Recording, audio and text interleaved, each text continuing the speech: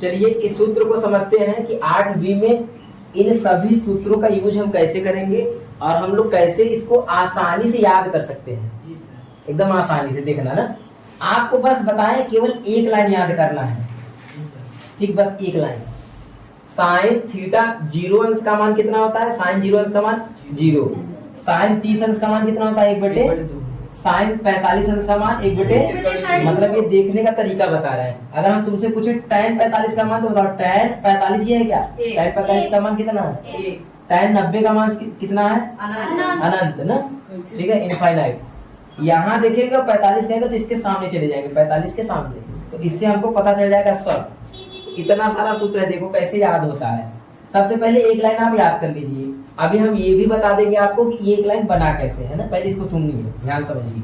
Sign 0 हो गया 1/2, 1 करनी में 2, करनी में 3/2 और 1। अब हम क्या करेंगे, बस इसी को पलट देंगे तो किसका निकल जाएगा? कॉस का। देखो एक लिख दो यहाँ पे, ये वाला यहाँ पे, ये वाला यहाँ पे, ये वाला यहाँ पे, ये वाला पलट गया तो किसका बन गया? कॉस का।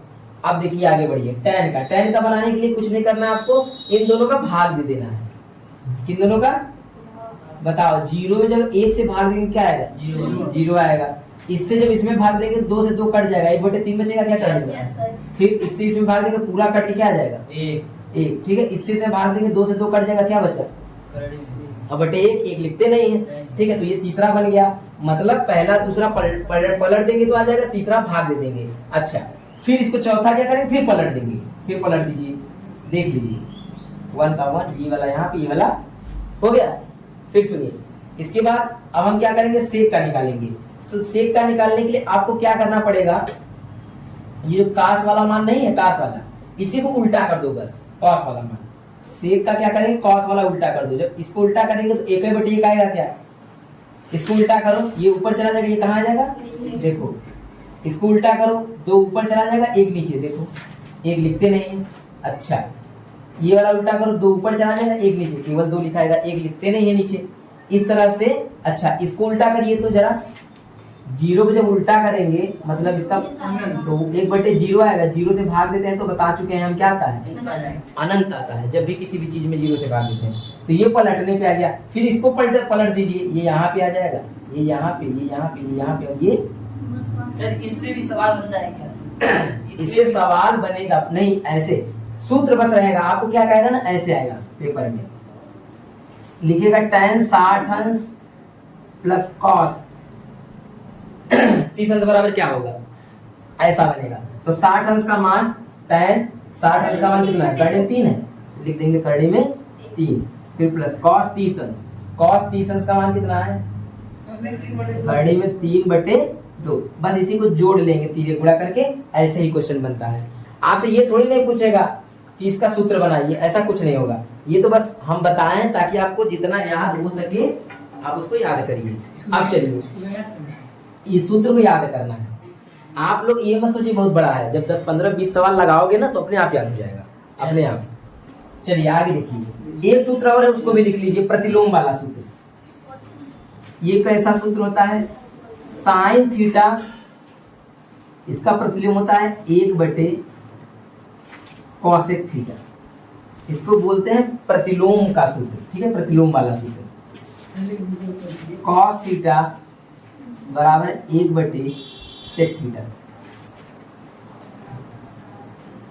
tan थीटा बराबर 1/कॉट थीटा, और कॉट थीटा बराबर 1/tan थीटा, सेक थीटा 1/कॉस थीटा, और कॉसेक थीटा 1/साइन थीटा। अब इसको समझा रहे हैं कैसे बना है। देखो एक बात और याद रखना, tan का एक फार्मूला और होता है, इसका फार्मूला होता है sin/cos थीटा, और कॉट का इसी का उल्टा होता है cos/sin थीटा। ये बना कैसे, अगर ये जान जाओगे ना तो कठिन नहीं लगेगा। सुनो, देखो बात करने का बस एक ही यही ट्रिक है कि ये जो होता है, जो सबसे नीचे वाला पार्ट होता है इसके बटे में आ जाता है 1/cos।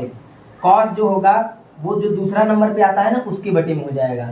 ठीक है, जो tan होता है जो तीसरा नंबर पे आता है उसके बटे में आ जाता है। बस ये सब एक दूसरे के बटे में रहते हैं, इसको बोलते हैं प्रतिलोम का सूत्र, ठीक है ना, इसको याद करना पड़ेगा। और ये वाला एक्स्ट्रा होता है tan का और cot का, आप लोग धीरे धीरे सब याद हो जाएगा। अभी हम पिछले सवाल में ये वाला फार्मूला बताए थे, याद है? जो सवाल में कहते नहीं cot बराबर 1/tan होता है, तो tan से tan कट गया था, तो यही वाला फार्मूला हम लोग यूज करे थे। चलिए इसको लिख लीजिए और इसको लिख लीजिए, इसके बाद आगे बढ़ते हैं। किसका सूत्र बोलते हैं इसको?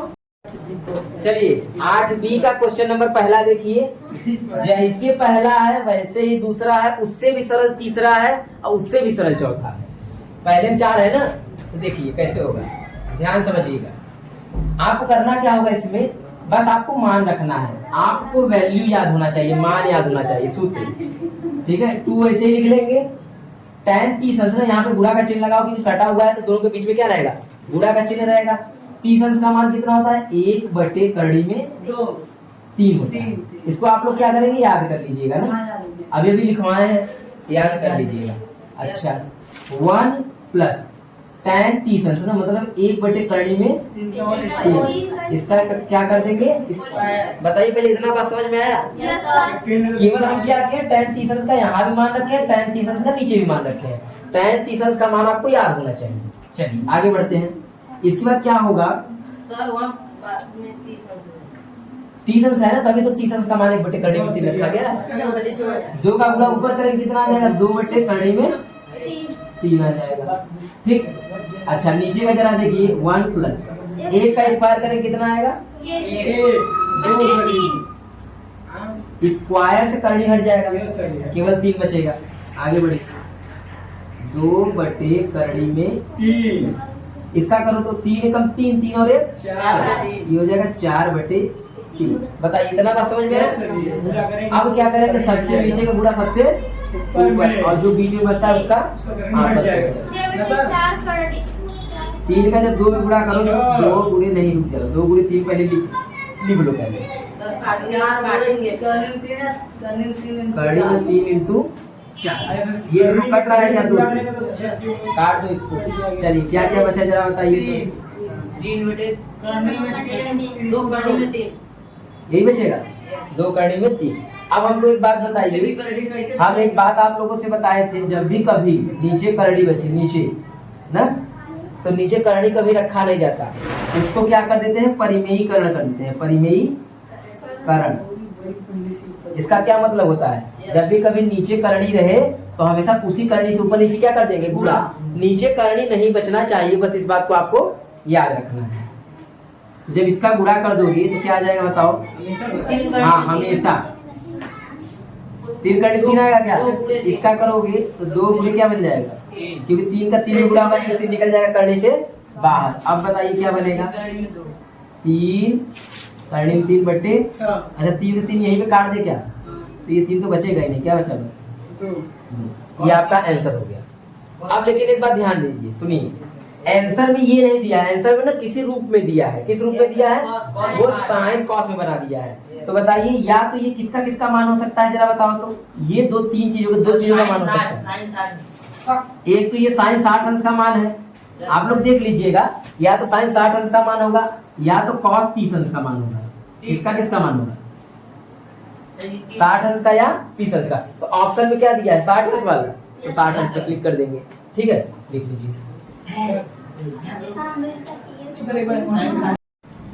चलो क्वेश्चन नंबर तीसरा देखते हैं, दूसरा वाला तो कर लोगे तुम लोग, तीसरा देखो। तीसरा में क्या है कि 1 वैसे ही रहेगा, 45 डिग्री का मान कितना होता है, 1 का कर दो क्या, स्क्वायर, क्योंकि स्क्वायर लगा हुआ है। 1 प्लस यहाँ 45 डिग्री का मान यहाँ भी क्या हो जाएगा, 1 का स्क्वायर कर दो। बताओ 1 का स्क्वायर 1 ही आएगा क्या, और इसका 1 का स्क्वायर करेंगे ये भी क्या हो जाएगा, 1 हो जाएगा। ऊपर घटा लो कितना आ जाएगा, 0, नीचे क्या आ जाएगा, 0 में किसी से भी भाग को क्या आ जाता है, तो ये आ गया इसका आंसर, ठीक है। ये हो गया तीसरा। इस प्रश्न में देखो क्या बोल रहा है ना कि sin 2a बराबर 2 sin a है, तो बोल रहा है कि बताइए इसमें से कौन सा सत्य होगा, इसके लिए 0 अंश सत्य होगा कि 30 अंश की 45 की 60। तो हम लोग क्या करेंगे, बारी बारी से सभी मानों को इसमें रखेंगे, जो सत्य होगा उस पर टिक लगा देंगे, ठीक है। चलो 0 रखते हैं, सबसे पहले क्या लेंगे, a की जगह पे क्या लेंगे, लिखेंगे a बराबर 0 अंश लेने पर। चलिए एक बार 0 रखिए इसमें, तो जरा देखिए अगर दोनों साइड सेम आ गया तो यही वाला सत्य हो जाएगा 2। यहाँ पे देखो सटा है तो इसको गुणा का चिन्ह लगा सकते हैं 0, ठीक है ना। आगे लिखो बराबर 2 साइन, यहाँ पे क्या लिख लेंगे 0 अंश। अब हमको बताइए 0 का जब 2 में गुणा होगा तो ये सीधा सीधा 0 ही बन जाएगा क्या, 0 डिग्री। उस साइड आ जाइए, ये सटा है ना तो गुणा हो जाएगा, ठीक है। उधर इधर गुणा नहीं होगा क्योंकि यहाँ 2a था ना, ये कोण के रूप में, ये पूरा 2a है, a का मान रखे, जो भी मान रखेंगे इसमें गुणा होगा, लेकिन उसका गुणा नहीं होगा। तो साइन 0 अंश का मान कितना होता है जानते हैं हम लोग, साइन 0 अंश का मान क्या होता है 0 ही होता है। तो ये पूरा क्या बन जाएगा 0 अंश का मान 0, और साइन 0 अंश का मान क्या होता है 0। बताइए जब इसका इसमें गुणा करें क्या आ जाएगा। अब हमको बताइए दोनों पक्ष बराबर आ गया क्या, दोनों पक्ष को संतुष्ट करने वाला मान कौन सा है 0। 0 से दोनों बराबर आ रहा है, आप और कोई भी रखेंगे बराबर नहीं आएगा। तो ये हो गया हमारा आंसर, लिखेंगे अतः a